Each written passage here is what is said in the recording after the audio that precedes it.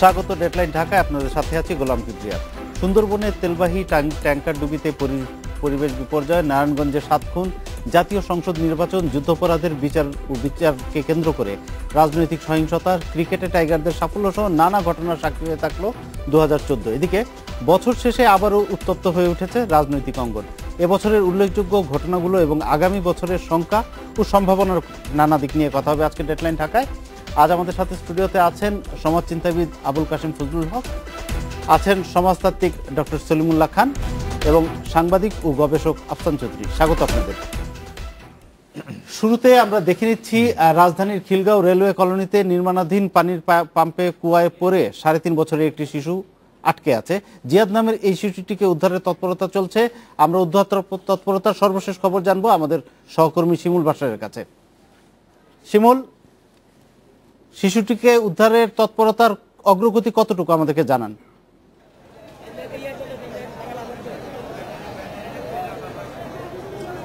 3.5 বছরের শিশু বিকেল 5টার দিকে খেলতে খেলতে গিয়ে আমার পাশে যে কূপটি রয়েছে সেই কূপের প্রায় 400 থেকে 500 ফিট তলদেশে পড়ে যায় এবং পড়ে যাবার পরপরই কিন্তু এলাকাবাসী এবং তার যে আত্মীয় স্বজনরা খবর পেয়ে তারা প্রশাসনকে জানায় এবং তার পরবর্তী সময়ে 3টি দমকল বাহিনীর 3টি ইউনিট এখানে এসে কাজ শুরু করেছে।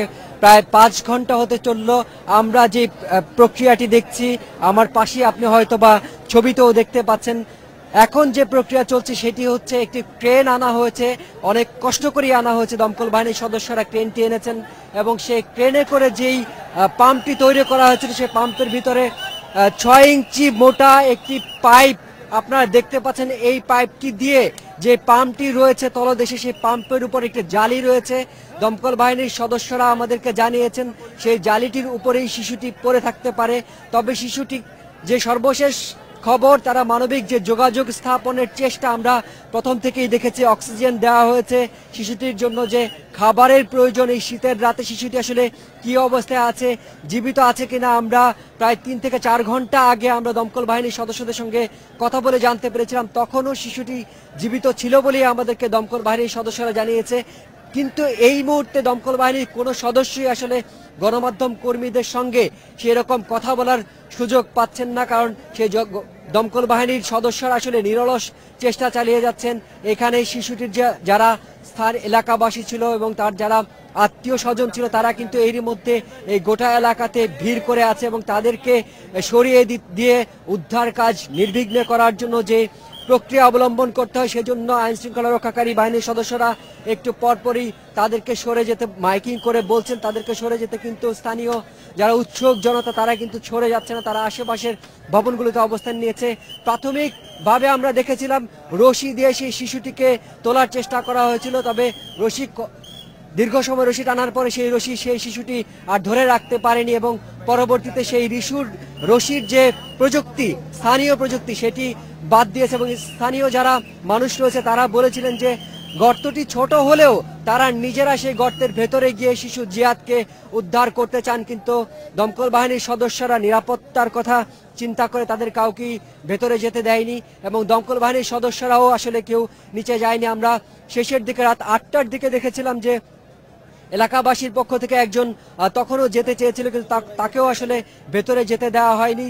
এখন যে প্রক্রিয়া চলছে, ক্রেনের মাধ্যমে সেই পাইপটি তোলা হয়েছে। এখনো পর্যন্ত 8টি বড় বড় পাইপের টুকরো উপরে তুলে কেটে ফেলা হয়েছে, কারণ যে পাইপ তলদেশে রয়েছে, প্রথিত রয়েছে, সেই পাইপ আসলে অনেক দীর্ঘ, সেটি আসলে ক্রেন দিয়েও তোলা সম্ভব না। আমরা সর্বশেষ যে খবর পেয়েছি শিশুটিকে তারা সর্বোচ্চ চেষ্টা চালাচ্ছেন জীবিত অবস্থায়, যাতে কোনো ধরনের আহত না হয় শিশুটি, সেভাবে তাদেরকে উদ্ধার করে আনতে। আপনি আসলে আবারও যাব আপনার কাছে উদ্ধার তৎপরতার খবর জানতে। আমরা একটু স্টুডিওতে ফিরে আসি। আর নিঃসন্দেহে এই ঘটনাটি এবছরের অন্যতম একটি আলোচিত ঘটনা হয়ে থাকবে এবং আমরা এই বছর জুড়ে যেসব ঘটনাগুলো আমাদেরকে বিভিন্ন সময় নাড়া দিয়েছে, আমাদের দৃষ্টি আকর্ষণ করেছে, সেগুলো নিয়ে কথা বলবো। যেমন 5 জানুয়ারি নির্বাচন দিয়ে এই বছরটি শুরু, 2014 সাল। তারপরে আমরা দেখলাম যে নির্বাচন বয়কট করে বারবার আন্দোলনের হুমকি দিয়েছে বিএনপি, কিন্তু সেই আন্দোলন জমে ওঠেনি। সর্বশেষ এই গাজীপুরের সমাবেশ নিয়ে যে উত্তেজনা দেখলাম, আবার তারা বলছে যে 5 জানুয়ারিকে সামনে রেখে তারা আন্দোলনকে জমিয়ে তুলবে। এই যে রাজনৈতিক একটা পরিস্থিতি, কিভাবে আপনি বিশ্লেষণ করবেন? এই বছরের রাজনীতি কেমন গেল? 2014 সনের নিঃসন্দেহেই সবচেয়ে বড় ঘটনা, অভূতপূর্ব বলা যাবে, গত বছরের নির্বাচন। কিন্তু এর আগের বছরেই আমরা দেখেছি দেশে চরম উত্তেজনা বিরাজ করছিল। মানুষের মনে একটা নিঃসন্দেহে প্রশ্ন ছিল, এর শেষ কোথায়?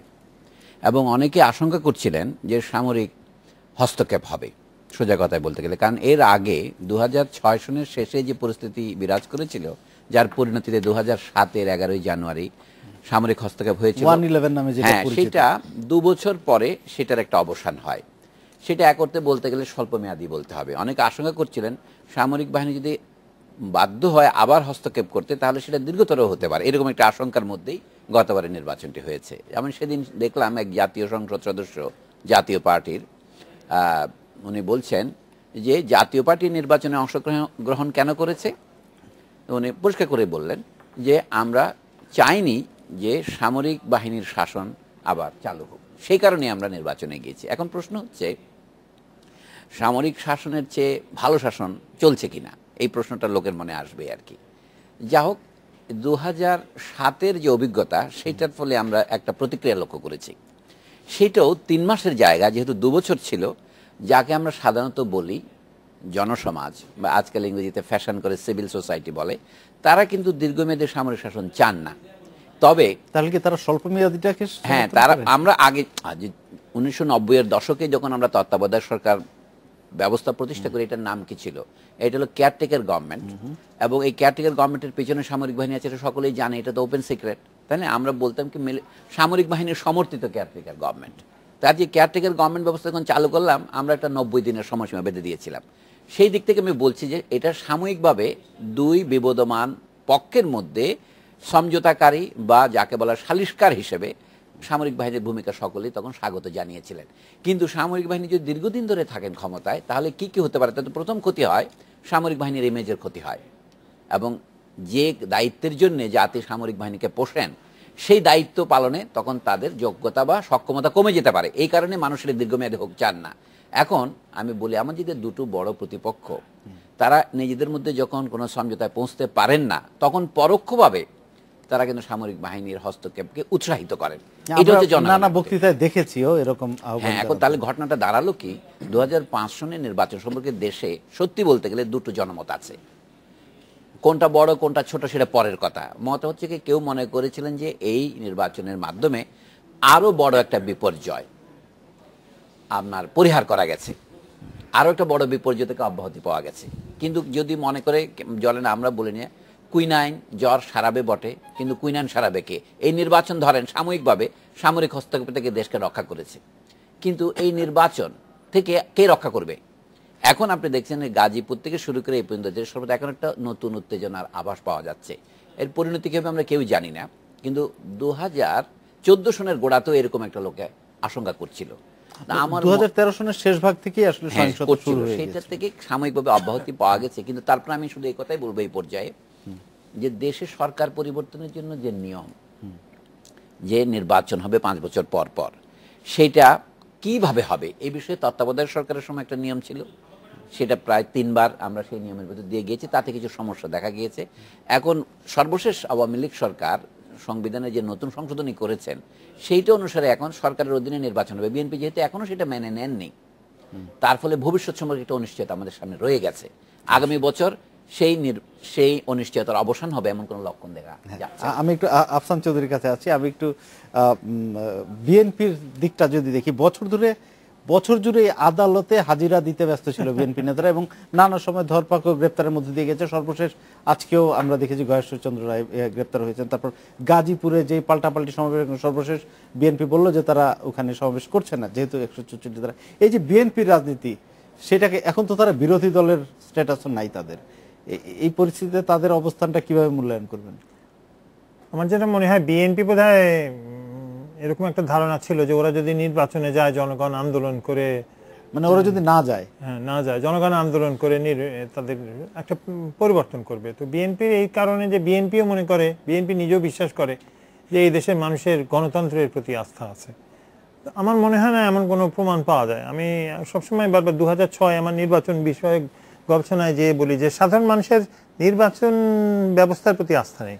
যেটা আছে যে এমন একটা পরিস্থিতি সৃষ্টি করবে নির্বাচন, যেটা আমার অবস্থা একটু আমি কয়েকদিনের জন্য ভালো থাকবো। মানুষের নির্বাচন বা রাজনীতি থেকে একটা বিচ্ছিন্নতা তৈরি হয়েছে, এই বিচ্ছিন্নতা কিন্তু কিছুতেই এবং সারছে না। তারা কি তাহলে আপনি বলতে চান যে সাময়িকভাবে মানে নিজের ভালো থাকাটাই সর্বোচ্চ গুরুত্ব পাচ্ছে? বিএনপি আওয়ামী লীগ উভয় ক্ষেত্রে দুটোই একই প্রযোজ্য। যেটা হয়ে গেছে যে বিএনপি বাদ পড়ে গেছে, বিএনপি এখন ফেরত আসার চেষ্টা করছে। কিন্তু বিএনপি মনে করেন গত ফেব্রুয়ারি মাস থেকে এই এখন পর্যন্ত এই প্রথম একটু বিএনপিকে দেখা যাচ্ছে মাঠে বলেন খারাপ, খুব সহিংসতার মধ্যে এই দেখা যায়। পরিস্থিতির সৃষ্টি হলো কেন, কি মনে হয় আপনার? আমার মনে হয় বিএনপির ভেতরে তো বড় সংকট তৈরি হয়ে গেছে। বিএনপি আগামীতে কি করবে? আমি একটা দল তো বারবার খালি নির্বাচনে একজন মানুষকে বিচার করার চেষ্টা করেছে খালেদা জিয়াকে, সেটা দিয়ে তো দল টিকতে পারে না। এবং বিএনপির প্রধান কতবার যে বলেছেন যে এরপরেই আমরা মহা আন্দোলন শুরু করব, এটা আমি তো হিসেব ভুলে গেছি। তবে আমার মনে হয় দল হিসেবে খুব দুর্বল এবং সরকার এটা জানে। তো সরকার যতদূর সম্ভব যে চাপটা দিচ্ছে যে কিছু করলেই তাদেরকে ধরে ঢুকিয়ে দিচ্ছে। তো গয়েশ্বর রায়কেও ঢুকিয়ে দিয়েছে। এখন তরুণরা আন্দোলন করে, তরুণরা যদি বিএনপির এই তরুণ গোষ্ঠী, অনেকে বলছেন যে গয়েশ্বর রায়কে গ্রেপ্তার করাটা একটা ইঙ্গিত, যার যদি মানে তা বিএনপির উপর একটা চাপ সৃষ্টি করার কৌশল সরকারের, গয়েশ্বরকে বিএনপি তো সরকার তো বিএনপি সবাইকেই করেছে, খালেদা জিয়াকে বিচার করছে। এখন এরপরে মনে করেন খালেদা জিয়া বিচার করছে এবং সবাই বলছে যে খালেদা জিয়ার বিরুদ্ধে কিছু পাওয়া গেলে তাকে জেলে ঢুকিয়ে দেবে।